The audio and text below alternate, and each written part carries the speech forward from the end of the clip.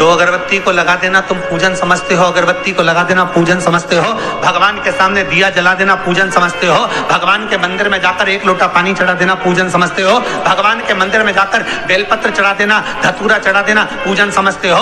ये पूजन नहीं है। भगवान के मंदिर में जाकर एक क्षण बैठकर उस परमात्मा से दिल की बात कह देना। भले तुम कुछ दिया लगाओ ना लगाओ, अगरबत्ती लगाओ ना लगाओ, तुम भगवान पर जल चढ़ाओ ना चढ़ाओ, बेलपत्री चढ़ाओ ना चढ़ाओ, पर मंदिर में जाकर, अर्थात मंदिर नहीं भी गए हो, अपने ही घर में रहकर अपने हृदय को साफ कर लेना, निर्मल कर लेना, और किसी के प्रति भेदभाव नहीं रखना, किसी के लिए अपशब्द नहीं कहना, किसी के लिए ताना नहीं देना, किसी के लिए गाली नहीं देना, किसी के लिए आड़ा टेढ़ा ना कहना। ये पूजन से बढ़कर भी पूजन है साहब। आपके घर में जो दीपक होता है, दिया जो आप प्रज्वलित करते हो, तेल का दिया अगर आपको लगाना रहता है तो वो दिया अलग ही रखें। घृत का दिया अगर आपको लगाना है तो वो अलग ही रखें। घृत के दिए में तेल का दीप नहीं लगाना चाहिए और तेल के दीप में घृत का दीप नहीं लगाना चाहिए। कई लोग कहते हैं, कई लोगों का एक प्रश्न रहता है, महाराज जी गुरुदेव हमारा इतना सा कहना है कि हम मंदिर जाते हैं, रोज दिया लगाने जाते हैं, हम भगवान को रोज दिया लगाते हैं, पर एक बात समझ में नहीं आती, हमारे सालों निकल गए दिया लगाते लगाते, उसके बाद भी मैं दुखी क्यों, भगवान ने मेरे क्यों नहीं सुनी।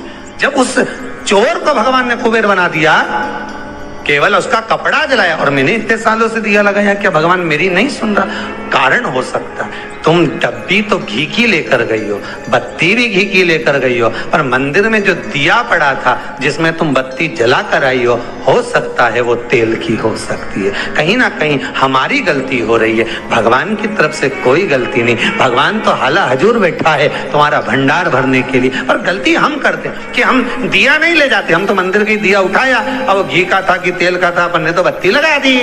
पर पहले की माताएं कितनी चतुर होती थी, आटे का दिया लगाती थी कि वो दिया नया बनाओ, जरा सा आटा उसना है, रोटी बनी रही है, उसमें से दिया निकाला, लगा दिया। नहीं लगाना, दीप नहीं है। अगर आपको लगता है कि ये तेल का घी का दिया अलग होना चाहिए, इसलिए पहले मंदिरों के अंदर घृत दिया लिखा जाता था, घी का दिया, घी का दिया।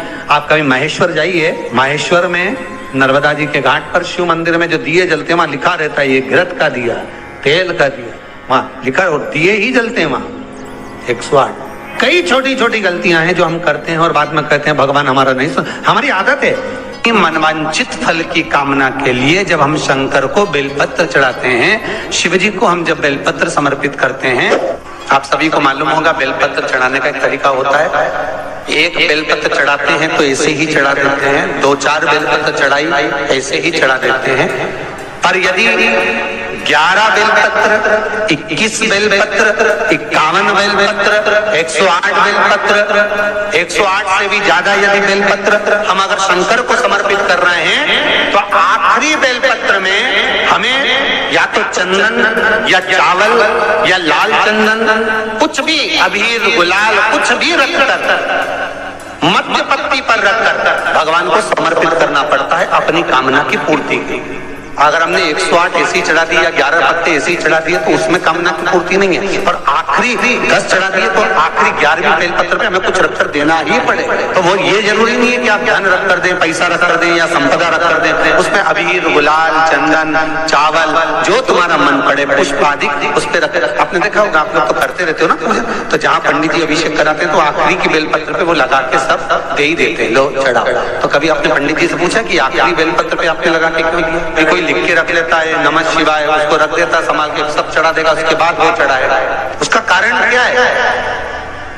रावण संहिता कहती है कि लंकाधिपति लंकेश जब भी बेलपत्र समर्पित करता था, आखिरी बेलपत्र जब समर्पित करता था तो शंकर को कुछ देकर ही समर्पित करता। शिवलिंग पर बेलपत्र चढ़ाना, जल चढ़ाना, इसका भी एक नियम होता है। शंकर जी पे शिवलिंग पर जल कहाँ चढ़ाया जाता है? सबसे पहला जल अगर शंकर जी को चढ़ाने जा रहे हो तो शंकर जी के जो चरण है, जहाँ से पानी नीचे गिरता है, उसके सीधे वाले भाग पर, अपने हाथ का सीधा भाग, वहां जल चढ़ाओ। फिर जहाँ लेफ्ट भाग है वहां जल चढ़ाओ। जहाँ शंकर भगवान का शिवलिंग रखा हुआ है, तीसरे नंबर का जल वहां चढ़ाना चाहिए। चौथे नंबर का जल भगवान शंकर के शिवलिंग पर चढ़ाना चाहिए।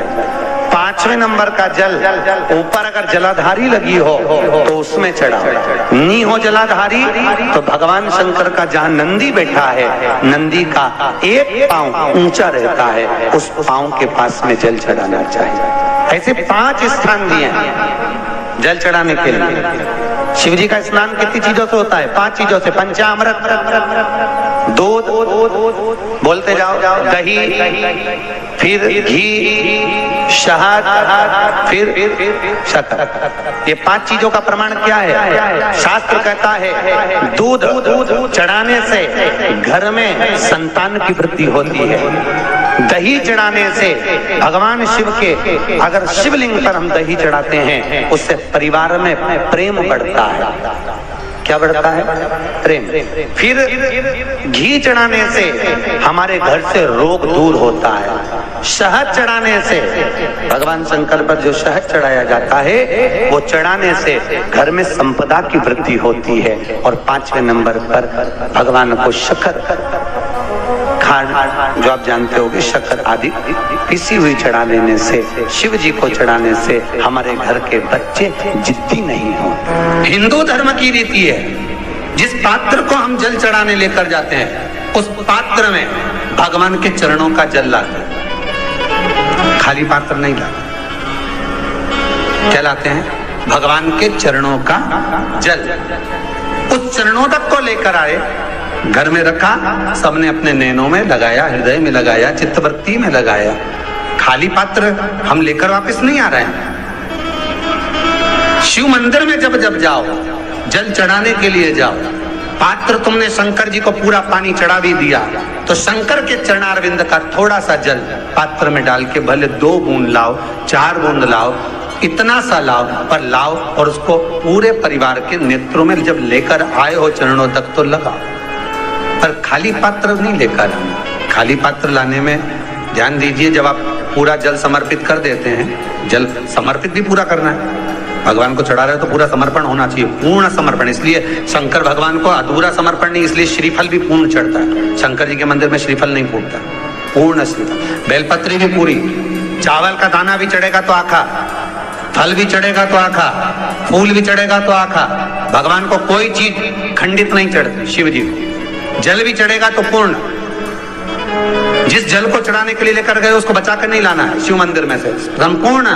भक्तों की आदत रहती है, और आपने भी गलती करी होगी, गए होगे, चढ़ा कर भी आए होगे, पूरा पानी भी उंडेल कर आए होगे, चढ़ा भी दिया, छोड़ भी आए, पर लेकर नहीं आए होगे। कई लोग गलती कर जाते हैं और फिर बाद में कहते हैं हम तो इतने साल से पूजन कर रहे हैं, भगवान हमारी सुन ही नहीं दिया। तो भगवान के मैं तो तैयार बैठा, पर तू नवा के चली जाए, लेके तो कहीं जाए।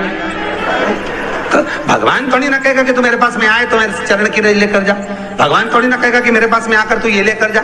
भगवान तो कहेगा मेरे पास में आया है, मांगना कुछ मत, बस मुझे जो स्नान कराया है मेरा चरणों तक लेकर जा, छीट दे पूरे घर में, संपदा भरना मेरा काम है। जहां मेरी चरण की रज पहुंच गई वहां संपदा स्वतः पहुंचती, मैं वहां पहुंच जाता हूं। तो चरणों तक ले जा। पर लोग ले जाते हैं, पूजन करते, कलश भी उंडेलते, जल भी चढ़ाते, पर आते समय खाली लेकर आ जाते। भगवान को इतना बुरा लगता, मेरे दरवाजे से खाली जाए, मुझे कितना बुरा लगेगा। जो आए वो भर कर जाए, भले 2 बूंद लेकर आओ, पर उसमें चरणों तक थोड़ा सा लेकर अवश्य आए।